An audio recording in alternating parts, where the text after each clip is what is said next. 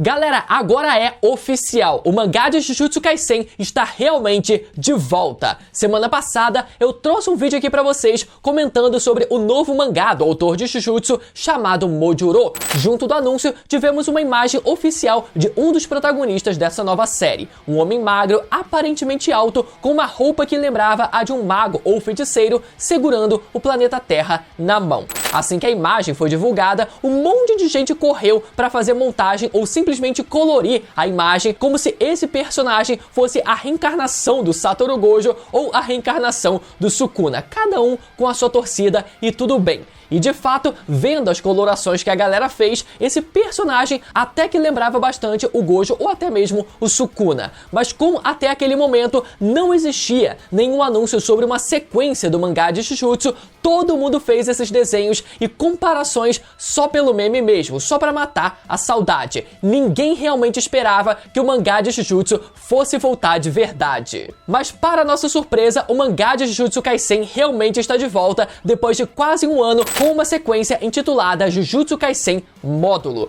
O mangá estava programado para ser lançado agora, nessa semana, dia 7 de setembro, e finalmente temos o capítulo 1 completo para a gente comentar tudo sobre essa nova sequência. Vamos falar sobre os netos do Yuta e da Maki, que são os novos protagonistas, né? E um deles, inclusive, tendo herdado a restrição celestial da Maki. Vamos falar sobre essa história de alienígenas de cabelo branco e poderes oculares invadindo a Terra igual ao mangá de Boruto e muito mais nesse vídeo. Fica até o final para entender tudo sobre essa nova sequência, porém, não antes de você dedar o botão do like com o dedo do Sukuna e o botão de se inscrever no canal para não perder os próximos vídeos sobre essa sequência do mangá e a terceira temporada do anime de Jujutsu Kaisen. Vamos lá! Como eu comentei lá no vídeo passado com vocês, no final da série original de Jujutsu, muita gente cogitou a possibilidade do mangá receber uma continuação. Essa continuação poderia ser uma parte 2 do mangá de Jujutsu, ainda acompanhando a história do Itadori e dos protagonistas que a gente conhece,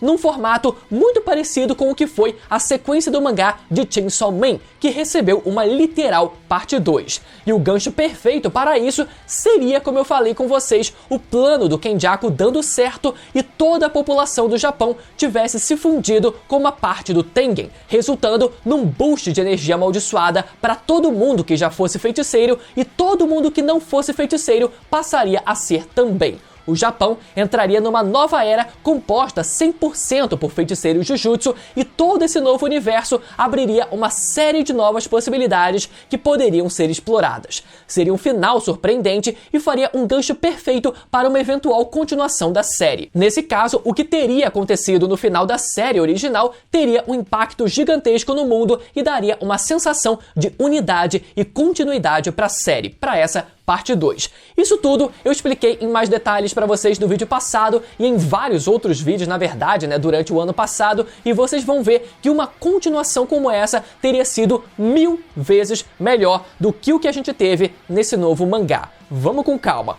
Na verdade, eu acho que até um spin-off do Sukuna na Era Heian, como muita gente gostaria de ver, inclusive, também teria sido muito melhor do que Jujutsu Kaisen ter decidido introduzir aliens com poderes oculares na história. Então vamos lá. Pra começar, galera, tem rolado uma confusão a respeito do nome do mangá ser Jujutsu Kaisen Módulo 3, Jujutsu Kaisen Terceiro Módulo ou 3 Módulo, Jujutsu Kaisen Mojuro. Galera, o nome oficial desse mangá parece ser apenas Jujutsu Kaisen Módulo, que também pode ser pronunciado em japonês como Jujutsu Kaisen Mojuro. E a princípio, esse vai ser um mangá de 6 meses de duração, mas nunca se sabe, né? Sempre existe a chance da editora decidir esticar um pouco mais a história. Sobre a premissa da história, já abrimos o primeiro capítulo no ano de 2086, com uma vista aérea do espaço próxima à Terra. Uma nave espacial se aproxima e dentro dela podemos ver seres de cabelo branco com um terceiro olho na testa e um deles dizendo, abre aspas,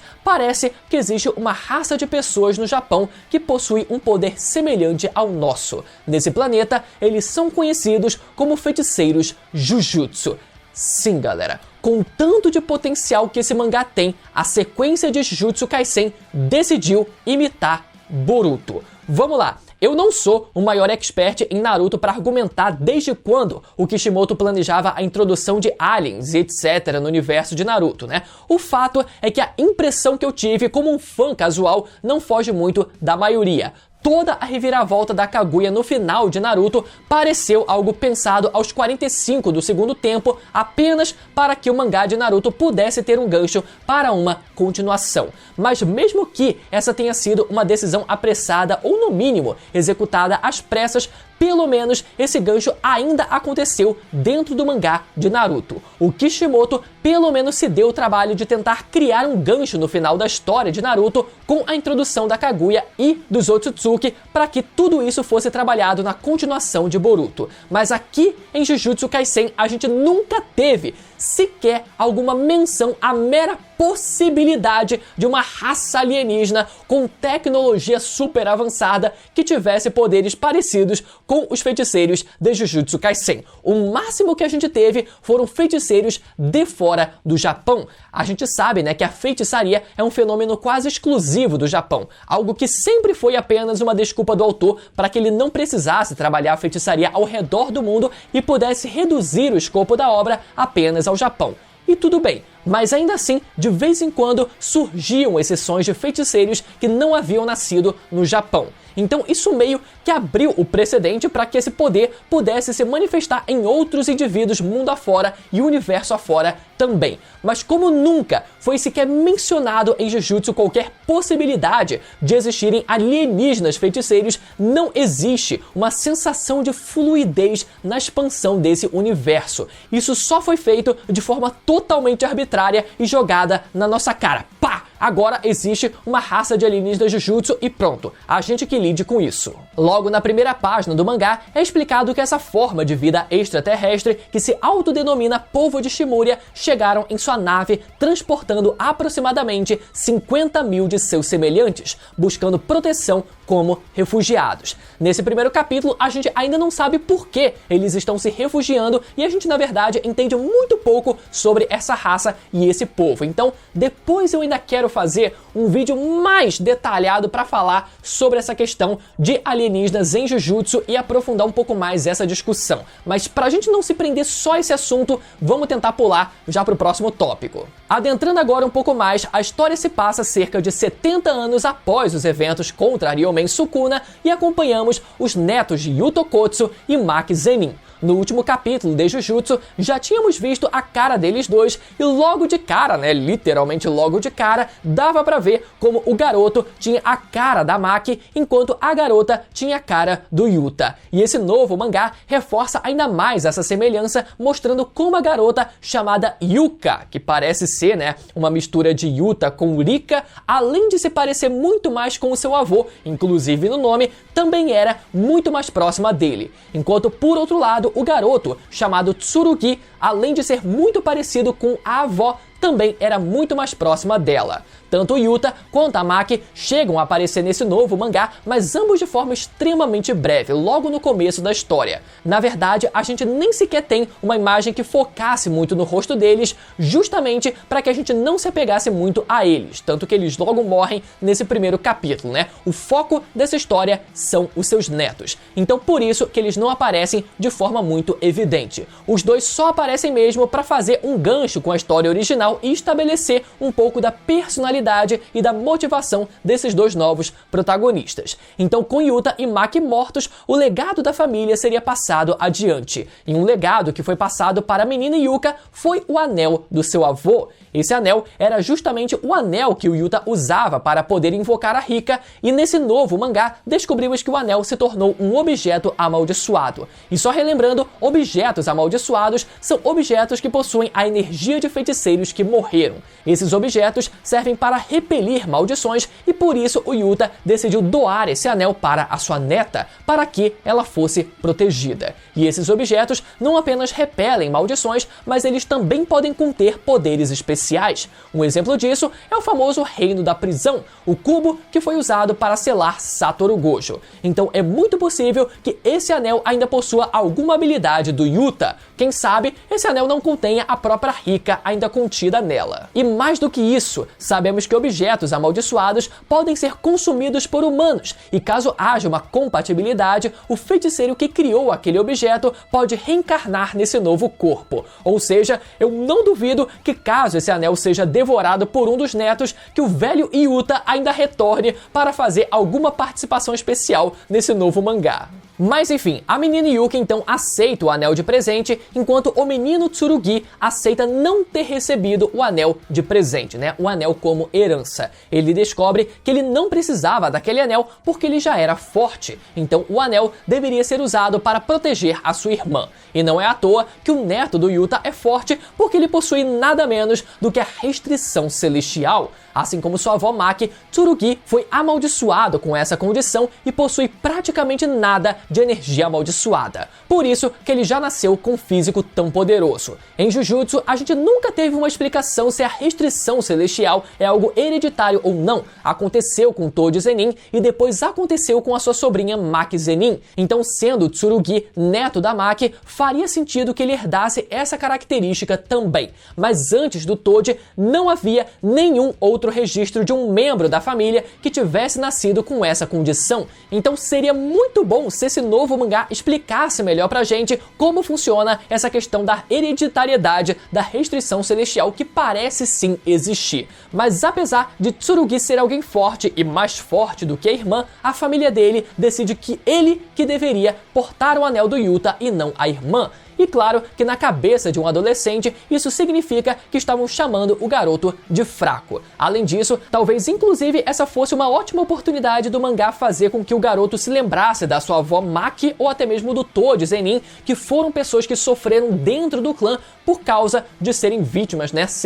Terem nascido com a restrição celestial também. Mas o mangá ele não mostra, no caso, nem o Toji e muito pouco da Maki. Além disso, a família não explica um motivo plausível para que o garoto tivesse que ficar com aquele anel. A mãe do garoto só diz que aquela foi uma decisão da família Gojo e que a vontade do garoto não importava. Ou seja, temos aqui um espelho desse mangá com a história original. A vontade do Yuta também não importava e a vontade do Itadori também não importava. Eles só precisavam obedecer. E claro, convenhamos que carregar um anel é muito menos problemático do que você carregar um demônio dentro do corpo e se deixar ser morto no fim do dia. Então, olhando para o que o Yuta e o Itadori passaram, o neto do Yuta até que nem tinha muito do que reclamar, só porque ele foi chamado de fraco, e isso só nas entrelinhas. Tsurugi e Yuki então, já com seus 17 e 16 anos, se juntam para resolver uma questão de sequestro de japoneses que tem se tornado uma praga no país. É explicado que depois da revelação da existência de feiticeiros no Japão,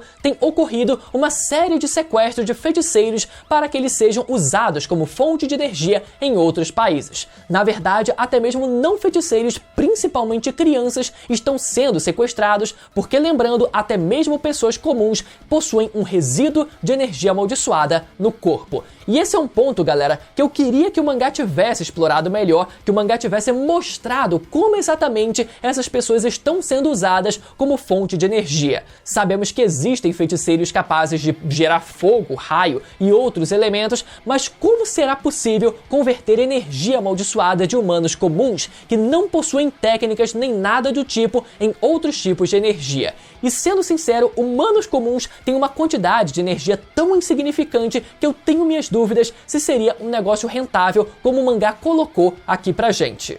De qualquer forma, japoneses começaram a ser sequestrados e o vilão que conhecemos nesse capítulo é um desses sequestradores. Esse sequestrador é um feiticeiro capaz de usar técnicas de barreira capazes de confundir a trajetória do alvo, sempre levando ao ponto em que ele deseja. Todo mundo que entra na sua barreira escolhe seguir exatamente o mesmo trajeto por influência da sua técnica e é levado para o mesmo lugar. É isso que acontece quando um garotinho entra na sua área de alcance. Ele é pego por um par de mãos gigante e simplesmente desaparece. Depois, o mesmo acontece com o Tsurugi, que decide ir atrás do garoto e se deixa ser pego pela técnica também. Só que existe uma condição: apenas aqueles com praticamente zero de energia amaldiçoada são pegos pela técnica, e é nesse momento que descobrimos que Tsurugi só pôde ser pego porque ele possui a restrição celestial. E depois que os dois desaparecem, a Yuka é quem precisa encontrar o paradeiro deles.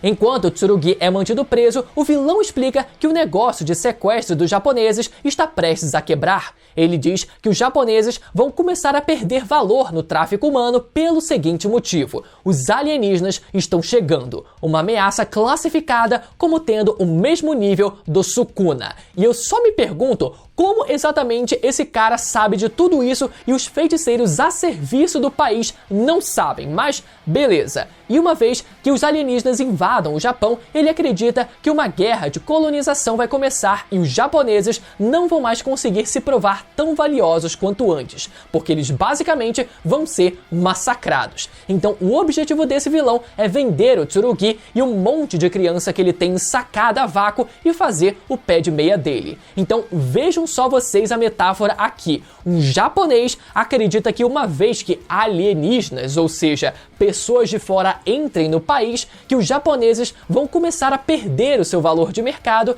e que uma guerra de colonização vai começar. Mas ao mesmo tempo, para que ele possa continuar explorando os japoneses sem que o negócio dele se desestabilize, ele não deve deixar que imigrantes invadam o país. Então, junto de Yuka e seu irmão, eles recebem a ajuda de um feiticeiro chamado Maru. Esse feiticeiro é o cara de cabelo esverdeado que aparece na página colorida desse capítulo. Ele chega na Terra e de alguma forma, que a gente não faz a menor ideia, consegue se infiltrar nesse mundo de feiticeiros e se disfarçar como um inspetor de sei lá onde que veio acompanhar a missão dos dois irmãos. O Tsurugi fica obviamente todo desconfiado porque o cara não parecia em nada com o inspetor, mas eles decidem tocar pra frente o negócio, tocar pra frente a missão.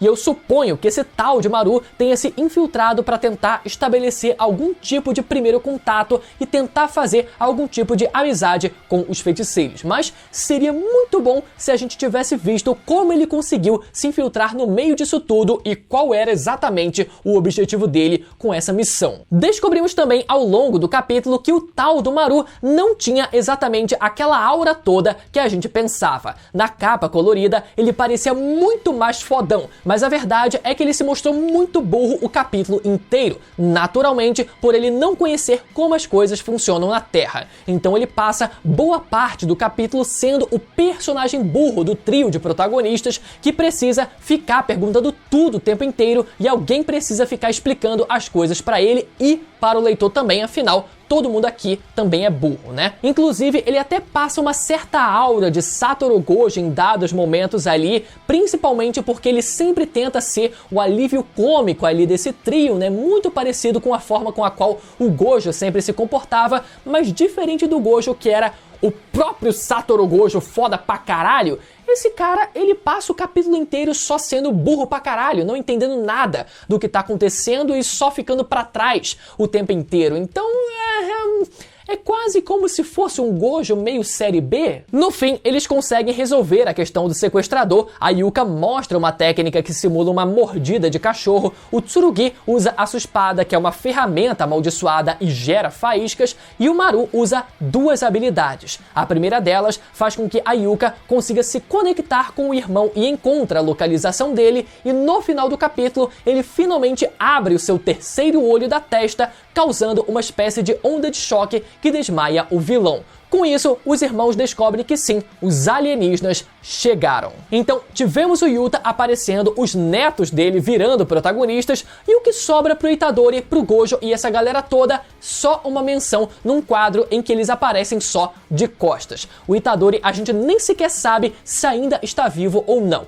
Mas eu já falei demais, então nos próximos vídeos a gente continua essa conversa. Então se você ficou até o final e gostou do vídeo, quer que eu traga mais vídeos comentando essa sequência de Jujutsu, que eu obviamente vou trazer aqui de qualquer forma, então tudo bem. Lembra novamente de deixar o seu like, conferir a sua inscrição nesse canal para não perder os próximos vídeos. E agora, caso você queira relembrar como foi a batalha completa entre Satoru Gojo e Ryomen Sukuna, ou quem sabe Itadori Yuji versus Ryomen Sukuna, é só clicar nos vídeos que vão aparecer aqui na tela para você ir lá assistir. beleza? No próximo vídeo, a gente vai falar mais sobre essa questão dos alienígenas terem estragado a sequência de Jujutsu Kaisen e transformado esse mangá numa versão 2 de Boruto, beleza? Até a próxima, tchau!